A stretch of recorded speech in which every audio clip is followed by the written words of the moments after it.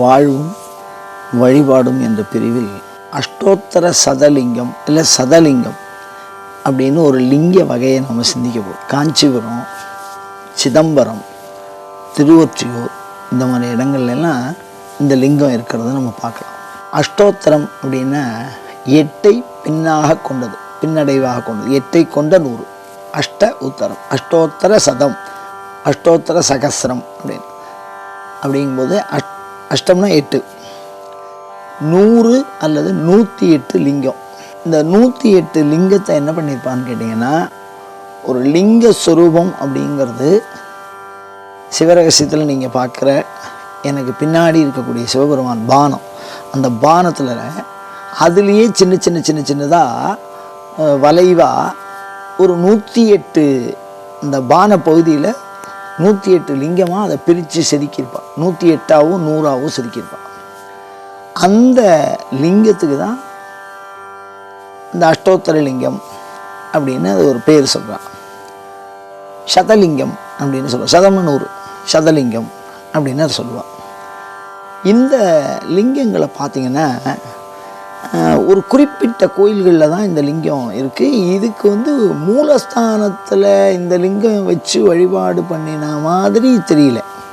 நம்ம தமிழகம் முழுக்க பார்த்தா லிங்கத்தினுடைய பல்வேறு விதமான வகைகள் இருக்குது. நம்ம சைவத்தை பொறுத்த வரைக்கும் பட்டையாக இருக்கிற லிங்கம், கட்டமாக இருக்கிற லிங்கம், பானலிங்கம், பெரிய பானங்களை கொண்ட லிங்கம், இல்லை ஜலத்துலேருந்து எடுத்துன்னு வரப்பட்ட லிங்கம், அந்த மாதிரிலாம் லிங்கம் பல்வேறு விதமாக இருக்குது. மரகத லிங்கம் அந்த மாதிரிலாம் பார்க்குறோம். அதில் இந்த அஷ்டோத்தர லிங்கம் அப்படிங்கிறது பார்த்திங்கன்னா ஒரு குறிப்பிட்ட சில ஊர்களில் தான் அது இருக்கிறதா சொல்கிறான். இந்த ஊர்கள்லாம் பெரும்பாலும் பார்த்திங்கன்னா சிதம்பரம், காஞ்சிபுரம் இந்த மாதிரிலாம் பார்த்திங்கன்னா மோட்சத்தை விரும்புகிறவர்கள் அல்லது பாவநாசத்தை விரும்புகிறோம். அதாவது பழைய காலத்தில் எல்லாத்துக்குமே சிவன் ஒருவனையே நாடி இருந்திருக்கிறார்கள். எல்லாத்துக்குமே, அதாவது ஒரு மனிதனுக்கு உடம்பு சரியால உடனே கோயிலுக்கு போ, அவனுக்கு நல்ல வளரலை, ஏதோ பிஸ்னஸில் நஷ்டம் வருது, கோயிலுக்கு போ, இப்படி எல்லா விஷயத்துக்குமே கடவுளை தான் நம்பக்கூடிய ஒரு சூழல்.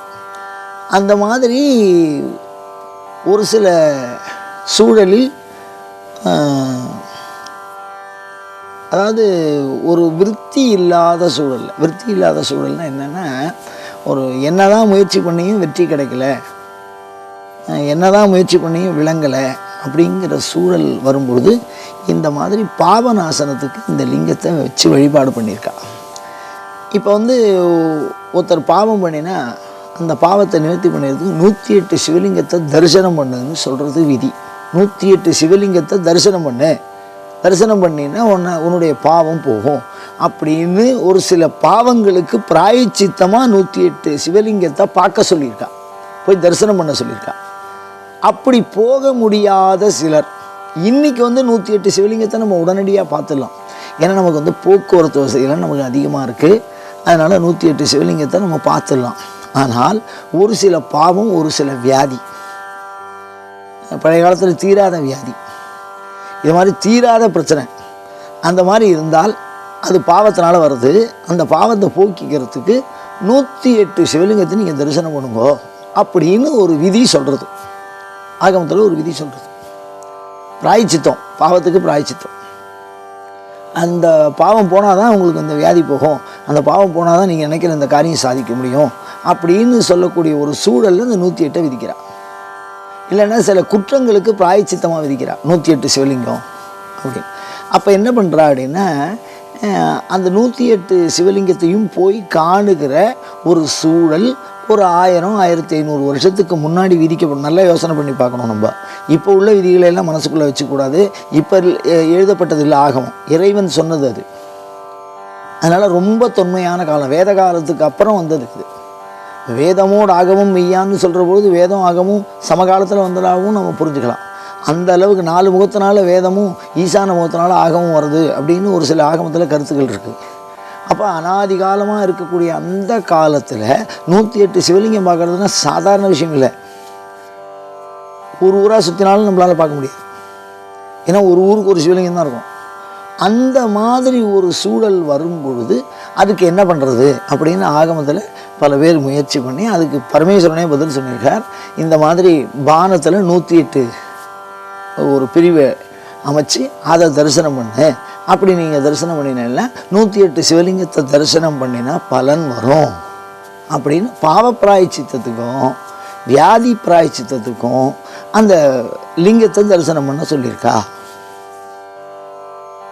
அப்போ இந்த ஒரு லிங்கத்தை, அதாவது 108 பிரிவாக பானங்கள் பிரிக்கப்பட்டிருக்கிற, பானம்னா என்ன, நீங்கள் பார்க்குற எனக்கு பின்னாடி பார்க்குற சிவபெருமானுடைய அந்த பானம்னா அந்த நின்ற தண்ணி ஊற்றுற மாதிரி ஒரு பகுதி இருக்கும், அதுக்கப்புறம் கீழே தாமரை மாதிரி ஒரு பகுதி இருக்கும். இப்போ நான் சொல்கிறது நின்றுட்டு இருக்கக்கூடிய ஸ்தம்பம்னு பேர், நின்றுட்டு இருக்க மாதிரி, அதுதான் ருத்ரபாகம்னு ஆகமங்கள் அதை சொல்லும். அதில் 108 சிவலிங்கம் சின்ன சின்னதாக பொறிச்சிருப்பா.